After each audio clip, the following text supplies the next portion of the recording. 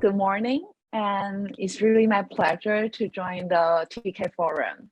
Today, I'm going to share about how to build the world with purpose and how City Wanderer Redesigns Education.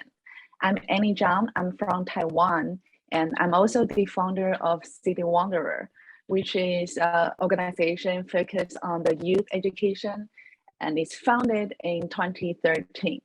So let's go back to the start of the story. The reason why I started City Wanderer was a very touching story. When I was in school, I remember one time I talked to a young girl. She was 20 years old, and that was our first time meeting each other. And I remember I asked her a question. I just asked, so what's your dream and what do you want to do after graduation from the university? Are you going to find a job and what's your plan for that? I just asked a random question, and surprisingly, I saw her cry badly just after my question. I was shocked because I thought that was a very okay question for the general public. And so I wondered why she cried. So after a while, I waited for her for a second, and then I asked her, why do you cry? Is that a sad question for you? And she answered me. That was her first time to be asked this question, this kind of question. Before me, no one really cared about what she dreamed of. No one really asked her, what do you want to do in your life? People just give her a lot of expectation. Like parents asked her to go to school to get really good grade, to get into a better university, to find a good salary job. No one really cared about what she wants and what she cares. And I was the first person in her life to ask her that question. So that was the reason why she cried so badly, because that was her first time to really have time to think about what she cares in her life. So this is a main picture on the Google that you can easily find out. Especially in Asia, a lot of students spend so much time in school. Sometimes we only do the schools besides sleeping. So that makes a lot of students really hate schools, hate education. They don't have strong motivation to go to school. So besides academic, nothing is really important. Even that is something really important to the society. Sometimes that doesn't matter to any students. So in Taiwan, we have the same situation, just like other Asian countries. When I was 22, even I went to the top university in Taiwan, I can still realize a lot of my classmates, they don't have a lot of experience in the society. They don't have work experience. They don't really engage in the really important social protest. I was majoring in sociology, and that was my passion. I really cared about a lot of social issues. So I was thinking, is there any possibility that I can encourage my classmates, a lot of students, to really engage in the real society and also find out who they want to be while they are participating in the society? So that was the first question I had when I was 20 something. And so in 2013, my classmates, my friends and I figured out a new model, what we call Wandering Challenge. So that is the first solution that we came out about how to solve the question I had at that moment. So I will play a video, and that video will introduce you how City Wanderers work and what Wandering Challenge is in the first beginning. So let's take a look about the video.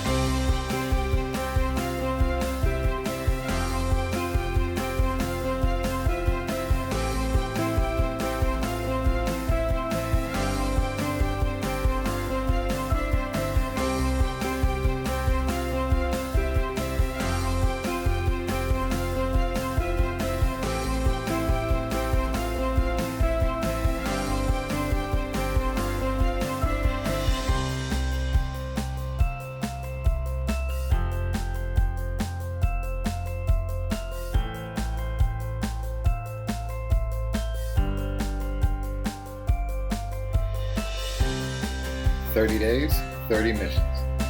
跳掉不满意的生活，把城市当成教室，找到像画一辈子写戏的设计，成为让别人快乐的存在。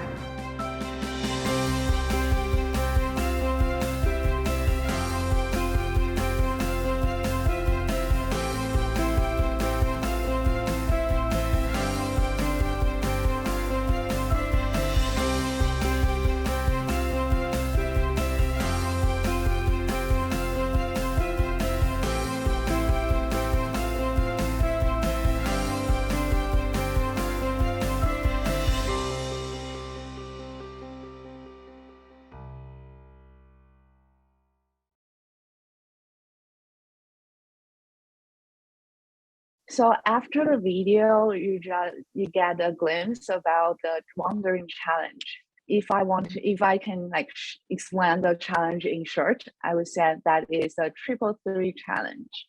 What is 333 challenge? That means in this challenge, you can find 2 friends with you. So there will be 3 people in total to join as a team. And every team has 3 weeks to do different missions. So you will have 30 different missions within the challenge time, and you can do the challenge wherever you want in the city. Sometimes at home, sometimes you have to do the mission in the park. So sometimes you even need to go to a train station to do the mission.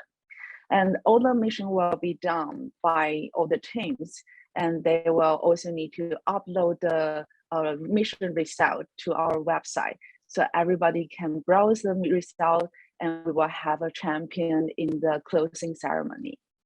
So just like you see in the video, the mission is very diverse, and we have 4 different dimensions for all the mission. Let's take a little browse about what the mission is. So for example, we have a mission which would ask you to go on the street to talk to the passerby about what your dream is. So you have to speak it loudly on the street and tell everybody what you want to do in the future. And because you do it in public, so you can easily to get feedback from the passerby. So sometimes students can get some real, very important and useful advices from the passerby who just listen to their dream. So that's the mission for the student to try to practice about explaining themselves. Because once they start to explain their dream to others, they can start to rethink and digest about the feedback and about the details of their dream. So that's the first dimension for our mission, which is self-awareness. And the second mission could be like $0 trip. That means the teams need to plan a 1-day trip out of the city they live, and also they have really do it. So sometimes they do hitchhiking, sometimes they do like resource exchanging, and sometimes they have to just walk on the street and to browse the city by walking instead of taking motorbikes or a bus. And that's the second mission, $0 trip. And sometimes that helps the student to ask for help, because once you cannot use any money, you have to find help from others. So that's the second dimension for the student. They have to practice their courage and try to ask them to practice their courage and in public. And the third dimension is connection rebuilding.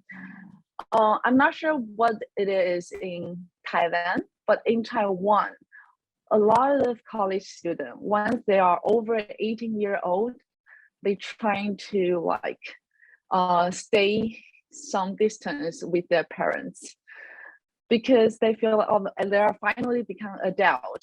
And before 18, they were kind of controlled by their parents for over 10 years. So once they get into college, they try to be independent, but sometimes they just lost connection with their parents too. For example, a lot of college students, they don't say I love you to their parents for a while. So in this mission, we will ask them to write a letter to their parents or their caretakers, and they have to read it to their parents directly, maybe in person, or sometimes they can do it over the phone. But no matter how they do, they have to read the letter to their parents directly. And that letter would include their love and their gratefulness, and also sometimes about their plan about their life. So it's a new way for them to rebuild the connection with their family members. And through this mission, sometimes the family relationship can be rebuilt as well. So that's the third dimension. And the last part is the social participation. So in this kind of mission, the students need to interact with a lot of strangers, for example, homeless, foreigners, or elders. They have to go on the street and talk to them directly. For example, the story of the homeless. This mission will require the student to prepare a meal, sometimes a lunchbox, or sometimes some beverage, and they have to share the meal with the homeless directly. And during the sharing, they can exchange their life story with each other.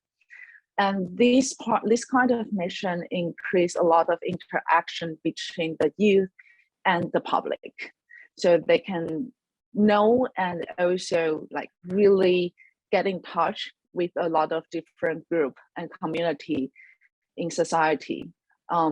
So in this mission, I heard a lot of stories. The students said, it's my first time to talk to homeless directly, even though I see the homeless every day while I walk to school or while I taking the public transportation. I just ignore them before I do this mission. But after the mission, they have the first-hand experience about who they are, how they become homeless, why they are here, and what's their desire every day. This is our 4 different dimensions for our mission. And total in the challenge, the participant can get 30 different missions every time. And so you can see our 4 dimensions. And through these 13 missions, we want to encourage the youth, the participants, to gain different soft skills. For example, the reflection ability, the courage, the communication skill, and also the empathy and global citizenship. These kind of soft skills are the main focus that we want the youth to have before they really find a job. So this is how we do. So I started this challenge when I was 22 years old. I was still a student. And after I graduated from the college, I continued this program as my startup. And so a lot of people ask me, why do you take this as a startup? Because it doesn't sound like a very, very profitable program. And you didn't have any work experience. And why did you decide to do this instead of just finding a normal job, finding a good job in the society? So I always answer them with this story, this short story. This is a story I heard from the first season of Wandering Challenge. This is a story from my student. They said while they were doing a mission, the mission is called Free Hug, Free Care. The mission required the student to go on the street and provide free hugs to the strangers.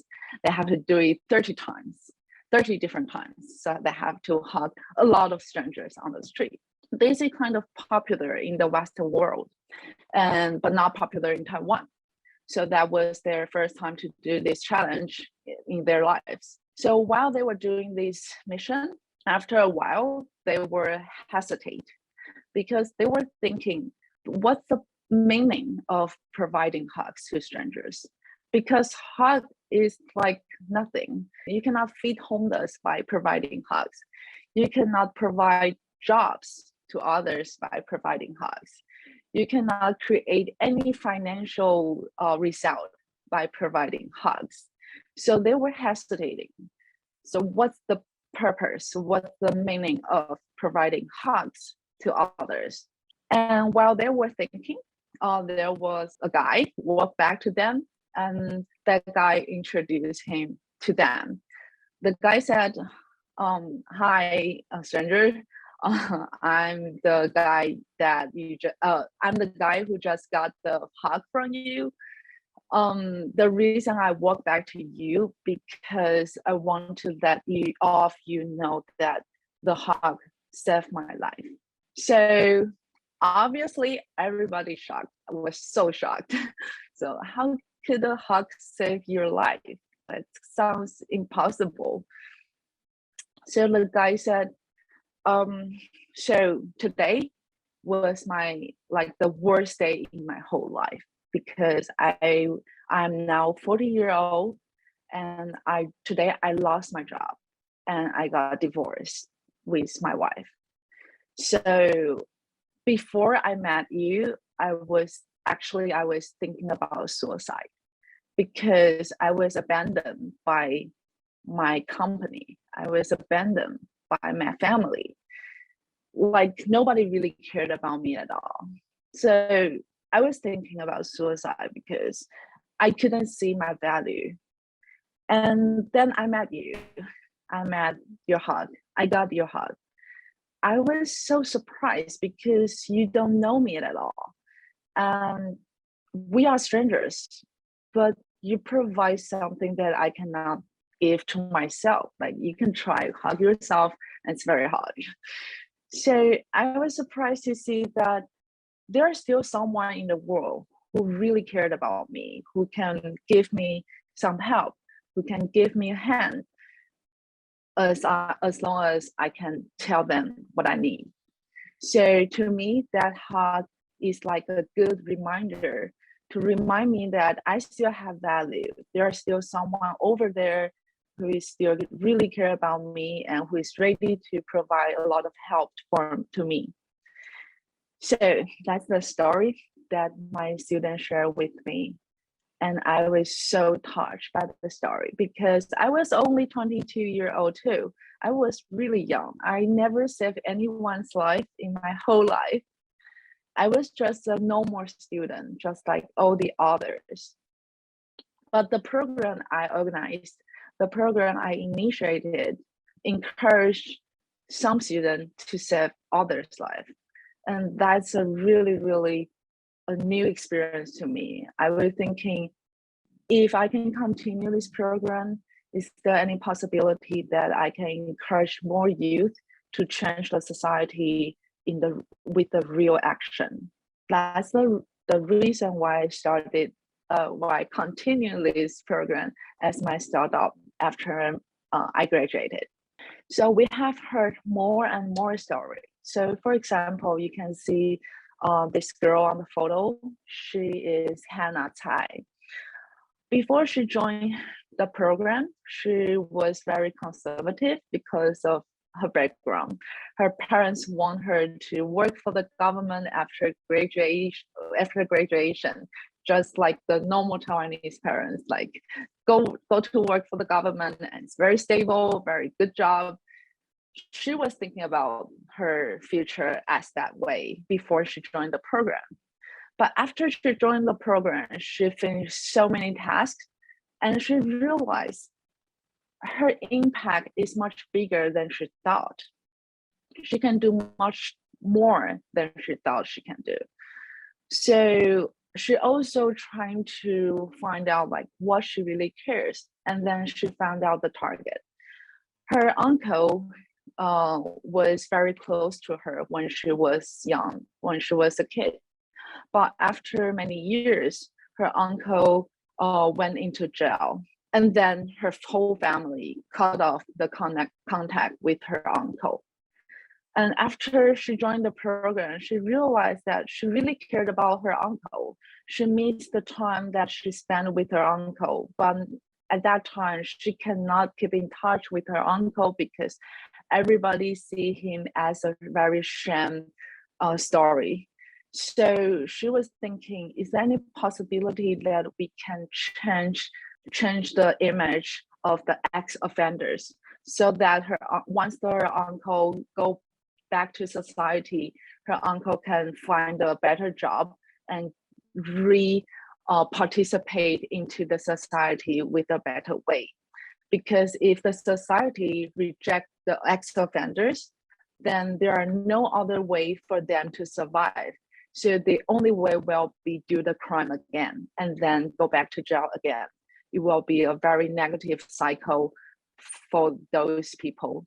So that was her mission, that was her purpose that she found after she finished the program. So at this moment, she didn't work for the government. She now worked for herself. She initiated a nonprofit organization, which is called the People in the Darkness. That's a very innovative nonprofit organization based in Taipei. And she also initiated a lot of different programs for the society to understand, to have the empathy about the ex-offenders. So that's her job right now. We have witnessed a lot of stories like Hannah has.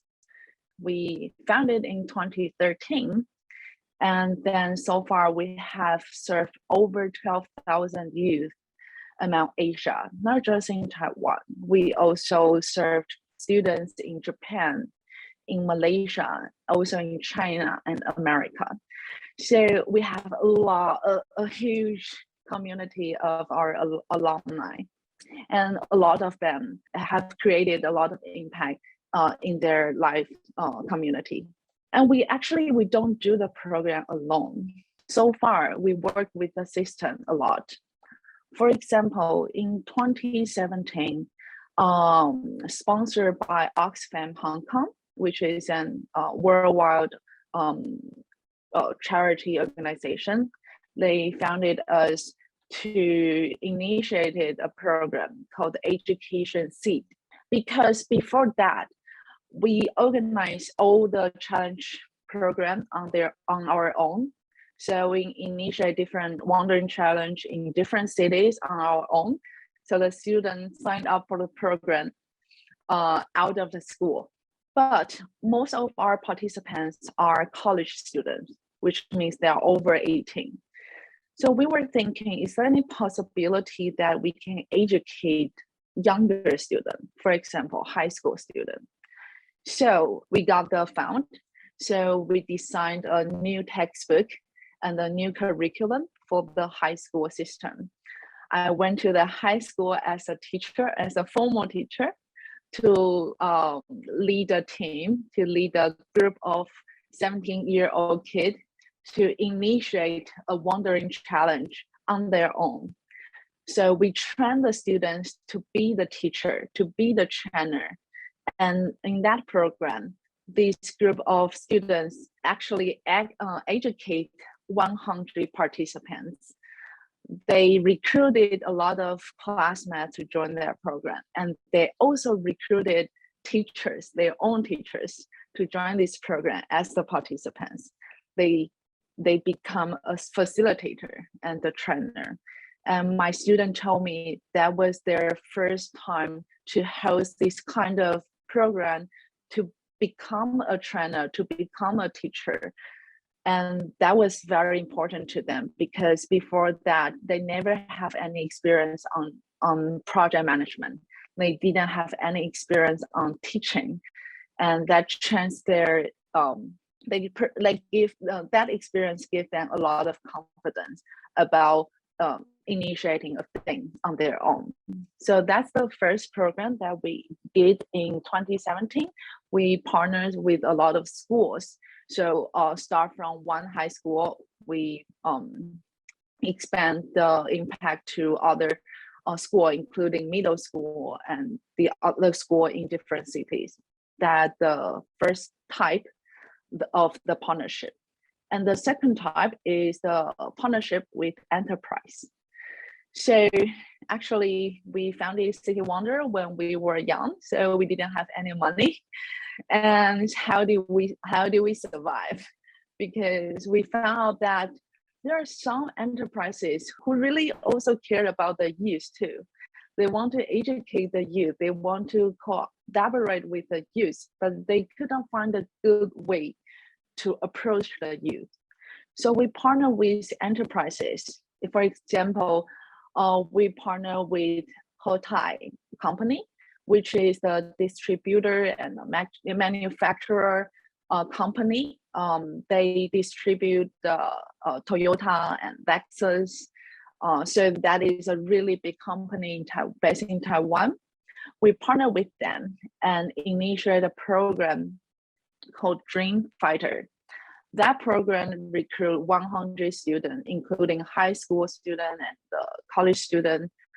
We encourage them to travel around Taiwan. And during the travel, they have to do different missions. For example, like clean the street or talk to strangers, that kind of mission that we already have. That mission helped the participant to get a better understanding about how the society works and what the social problems are. So in the end of the trip, they have to process a hackathon or some design thinking training workshop. They have to figure out a solution for the society. So you can see the photo in the middle.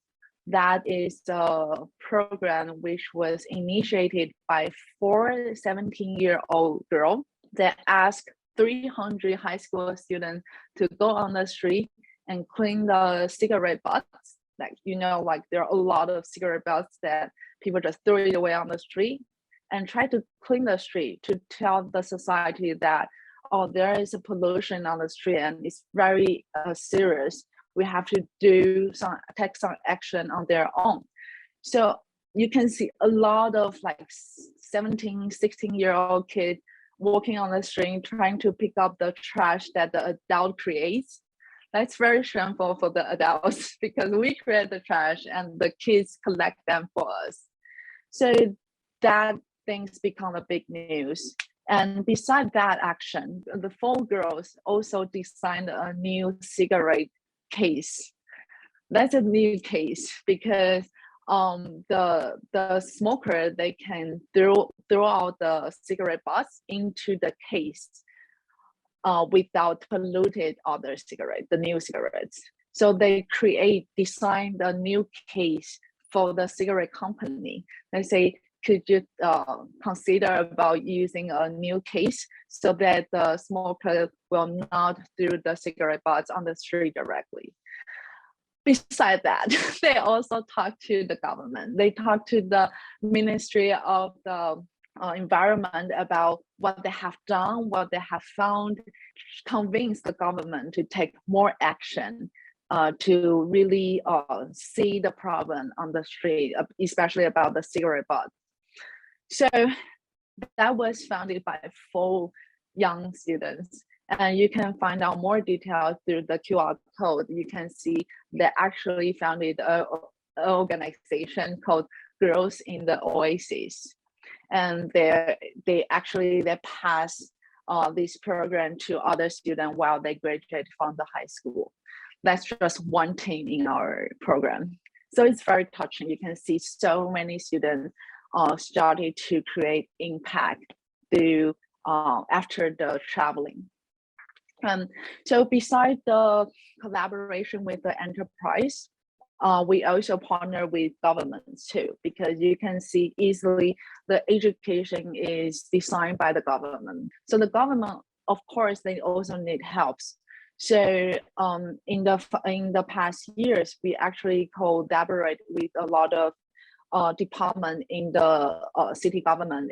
For example, in Taipei, in New Taipei City, and also in Kinmen City, we have established a lot of different and customized programs for them to serve and approach the youth and help the youth to get a better understanding about what the society is facing, so the youth can start to think about what they can do for the city.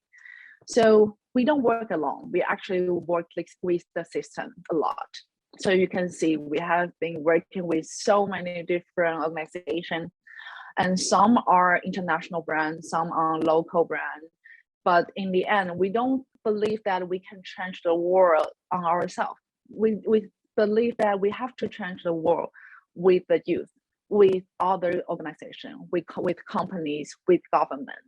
We are not that good. We are not that like amazing to solve all the problems on our own. We have to have partners in the past years. So far, we are an education organization, and we provide a lot of different programs in different cities, including not just in Taiwan, also in Asia. So a lot of people are curious about how do you create so much impact with limited resources? Because I guess you cannot imagine, but in our organization, we only have 4 full-time employees. So we are a super tiny organization, super small organization. We are not a huge company. So how did we create so much impact? So there are some tips or some secrets that how we make this impact. You can take a look.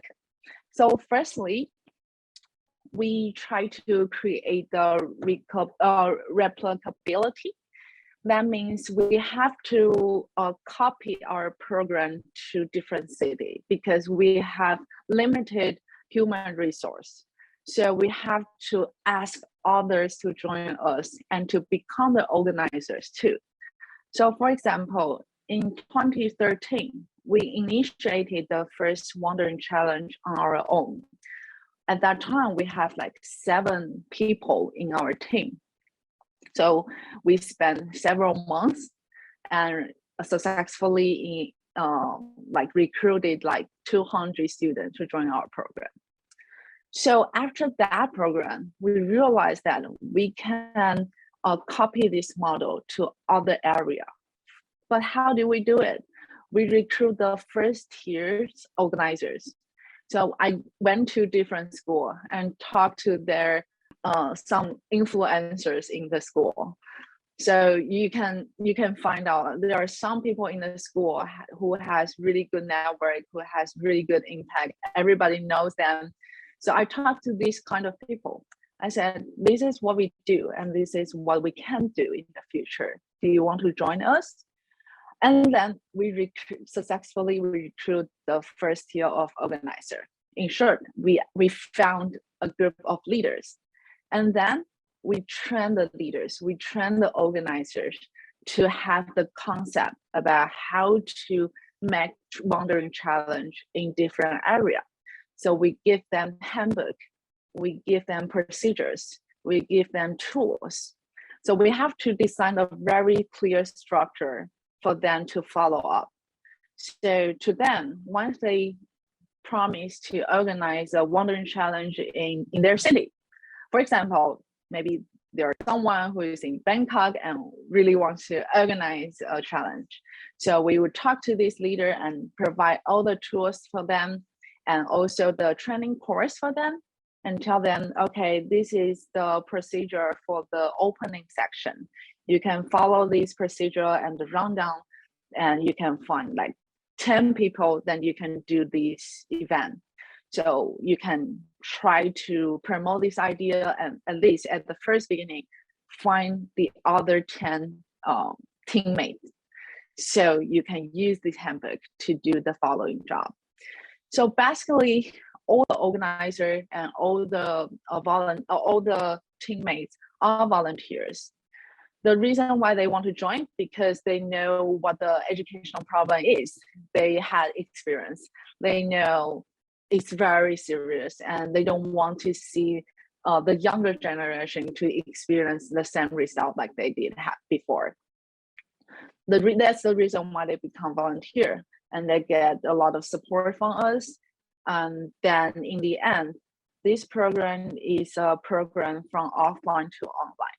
That means all the participants can see the mission on our website, but they have to do the mission in the real society. It's not a video game. They have to do this game in the real world. They have to talk to people in person. They have to collect some data or collect some trash in the real world.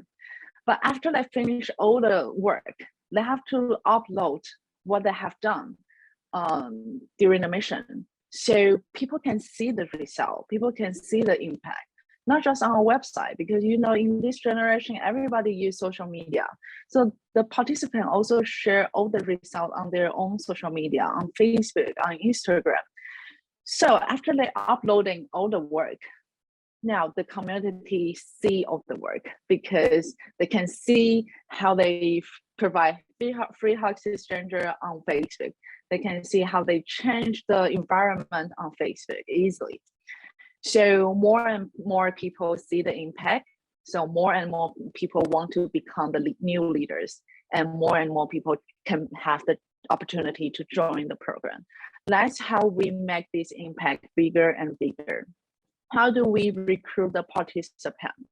Since just like what I said before, it's an easy way to replicate to other area. So even you live in the countryside, even you live in the rural area, you can still find a way to join this program nearby your college, nearby your city.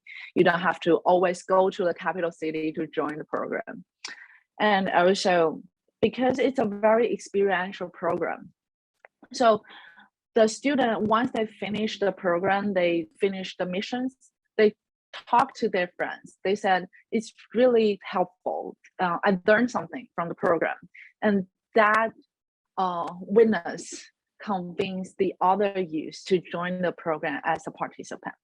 By the way, the student need to pay for the program. It's not a free program. So they have to pay like $20 for each person as a participation fee. And the participation fee will become the final award for them.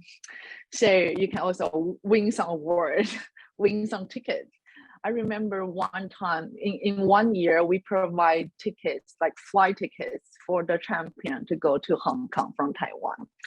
So there are some incentive, there are some rewards. So the participant get more motivation to join. And also once there are enough people to join, the others will just follow, because there's a fact called bandwagon effect. That means that we always like to follow others. All the people like to follow others. So once we see, oh, there's a popular program, there are so many people are joining the program, then I want to join the program too. No matter what it is, people just like to follow. So we become like a new trend in Taiwan. So that's the way how we recruit participants, by those three elements. That's also the reason why we can have so many alumni in the past years. So this is how we do with the online system. I just mentioned that this model is from offline to online. So the student can browse the mission on our website. They also need to upload their work on our website. So you can take a look to see how the website works. Although it's in Chinese, but you can just get a concept about what they can find in our website. So they can find out the challenge, when you can sign up and when will it close. And you can see so many different missions and the description of the mission, and you can use the filter to see like which level you are now. So you can do the easier one first and then do the difficult one later. And you can see the description here, and all the public can browse the result on our website, not just for the participant. So these stories, like the actual stories, also on our website for all the others to consider. Do I want to be like them? Do I want to get this experience like them? So this is how we do. We use this online platform for all the people to get a better understanding about how it works, and to be convinced to join or to share about their story. So in our program, we don't pursue to highlight a specific hero. We want to make everyone to get their own story, and everyone can become heroes for the society. So that is how we do. So in Taiwan, there are a lot of nonprofit organization. In the past, for nonprofit organization, which is really hard to hire new human resource because it's not a very well-paid job. It's not a very attractive to the majority in the society because people think you have to be rich to do the charity. You have to be old enough to do the charity, to do the social good. But after the program, they can start thinking about, oh, I can already make the impact. Even I was just doing the mission, I was creating impact. So, and I could know how I feel after I finished those social good action. So a lot of our alumni decided to join the nonprofit organization after they graduated from the college. And I was really surprised and happy to see that happen because just like I said, I major in sociology. I really care about the social impact on an organization, and it's really happy for me to see that we can help the nonprofit organization to create a bigger human resource pool, and that is also a very important property to the society because once there are more people care about the social issues, the social problem can be solved easier and better. So in 2017, I was nominated as Forbes 30 under 30 Asia as the social entrepreneur, and because of our impact, and because I was nominated as the 30 under 30, so I got more and more opportunities to go abroad and share what we have done in Taiwan. I went to Hong Kong, I went to Ho Chi Minh, and also Japan, Osaka, and also America, like Boston. I share about what we have done in Taiwan, what the educational model is from Taiwan. And then we were thinking, maybe Taiwan is not the only country which has the educational problem. This kind of like everyone is focusing on the academic, everyone spend most of their time in the school, not in the real society. For example, like Hong Kong has the same problem, Vietnam has the same problem.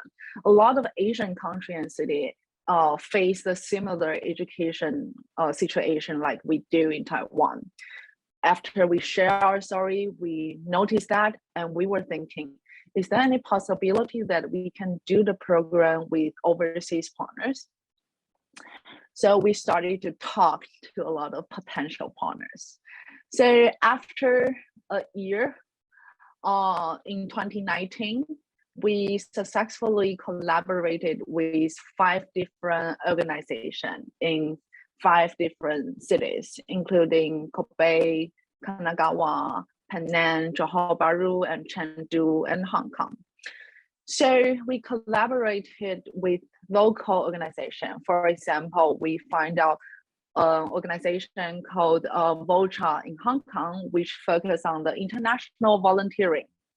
But they also care about the local youth, how the local youth can engage in Hong Kong society better. So they collaborated with us and host a Hong Kong version of City Wanderer. So we started to create the international version of Wandering Challenge since 2019. And you can take a look about the partnership. We actually do have partnership with a lot of different local organizations. And there's something interesting. Like Vulture is social enterprise in Hong Kong. And in Chengdu, Shaomeng Dashen is education company based in Chengdu. And Ethic is a nonprofit organization based in Japan, in Kanagawa. Kobe Social Campus is a side project based in a college in Kobe. And Dazhuanqing Malaysia, which is a nonprofit organization based in the college in Malaysia. But there are one company that you can see the unicorn. That is a technology company based in Johor Bahru in Malaysia, which has surprised us so much. Like, why a technology company join in this trend and trying to host an offline event for the youth? And then we realized they are serious. They really care about the youth too, although that's not the main purpose of their company. That's not the purpose of why they set up the company, but they do care about this issue too. At that time, we also realized actually there are so many people in the world care about the education, not just in the educational system. Some people in the company, some people in the financial area field also care about the education. So we actually got a lot of partnership around Asia. And so in 2019, we successfully provide the services to 600 Asian youth by the Asia Tour of Wandering Challenge. We also host a City Wanderer International Conference in Taiwan. So we invited the champion team from Malaysia, Japan, and China come to Taiwan to share about their story to the Taiwanese youth directly. That's before pandemic. So we were lucky to have the opportunity to that the students from Japan, they were only like 16 years old. That was their first time to fly overseas and do the presentation in English totally. And that the story they share also touched the Taiwanese students too. So I think it's a really good positive cycle for all the youth to encourage each other.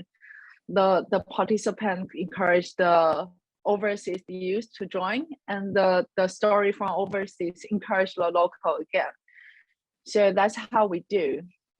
And right now, we believe that one day the world can be a really good place for all the youth to find out their passion and purpose.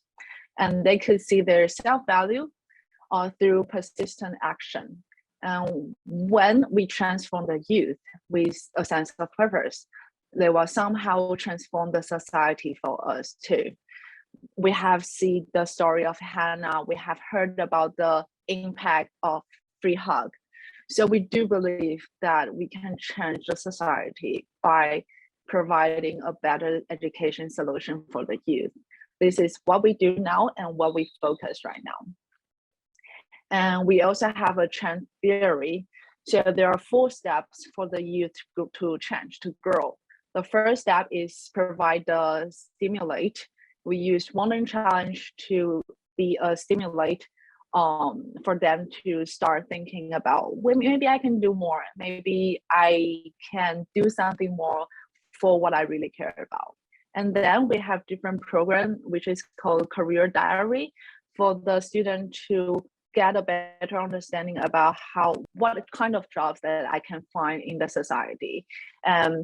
Because one day they have to graduate from the school. So they have to try to realize and figure out what they can merge their dream and the real social need together to become their job. And we also provide the philanthropy incubation, like the Dream Fighter program. So we damn them to think about, maybe sometimes you don't need to make every project to become a job. You can make it become just like a charity program. So that kind of program help the youth to join the charity directly. And the end, we want all the youth to create their own action and also share about their story to the younger generation. So we have a program called Youth Trainer. That means we recruit the youth from our community, our alumni base, and we train them to have the better skill of the public speaking, so they can share their story in the school. I don't go to school that much so far. So in the recent years, we help the youth trainer to go into the campus, to go into the classroom, to share their story directly, not just from a single person. So this is what we believe. This change theory can really help the society become a better one. Since 2019, We are lucky to know that the educational system is actually share the same value with us. Right now in Taiwan, the K-12 basic education, the purpose, the main goal of this education is helping and educate all the kids to become a lifelong learner. So right now in Taiwan, we don't emphasize the academic performance that much like we did before. We realize that we have to provide soft skills to the kids so that they can conquer the difficulties in the future. We don't need to teach that much skills directly, because one day they can learn by themselves. They can learn from the Google, they can learn from a lot of free resources on the internet. But we have to tell them how to become a lifelong learner. We have to help them to have an empathy about other community. So right now, the system in Taiwan, the educational system in Taiwan share exactly the same value with us, with City Wanderer. So what can we do with the education system right now? Since 2018, I was invited to become the youth consultant in the Ministry of Education, also in the executive yuan. So we become the consultant, we become the partner with the government. We help them to deliver their goal, to deliver the methodology, to help them to design a better curriculum. That's what we do with the system right now. We don't just do the program on our own or just with the company. We try to be part of the whole education system at this moment. I only have 1 hour, so I could not share all the story I have heard, all the amazing change I have heard within City Wanderer. But it's a really good, it's a really important journey for me also to Taiwan, because before City Wanderer in Taiwan, most of the time we just implement a lot of methodology from overseas. We get Teach for All system into Taiwan, then become Teach for Taiwan system. That's a very worldwide famous education model. We bring Design for Change from India to Taiwan. That is also another famous education model. But we don't have a local education innovation. We just implement a lot of model from overseas. So this model start from Taiwan, and we are very glad to see that, Taiwan can also be a place for other city and country to learn how we can redesign the education, and especially to Western part of the world, because in the past, like our stereotype is like, Asian education has so many problems, like all the students can only like performance in the academic area, like we have less knowledge, less experience in the community, in the companies. But right now, I think the educational innovation can start from Asia too, because we have different culture. In Taiwan, we can ask the student to provide free hug without worry that he or she might be killed by the stranger on the street. The security is okay in Taiwan. We have strong trust on the strangers in Taiwan, and that's a very special case in Taiwan. So as a conclusion, I think every country, even though we know that how many problems we have right now, but we also do have some good values, some special unique culture in our country, and that can make us to create a very, very helpful, very strong innovation too. So that's my learning from my City Wanderer journey, and I hope that it can become some inspiration for you today. Thank you so much.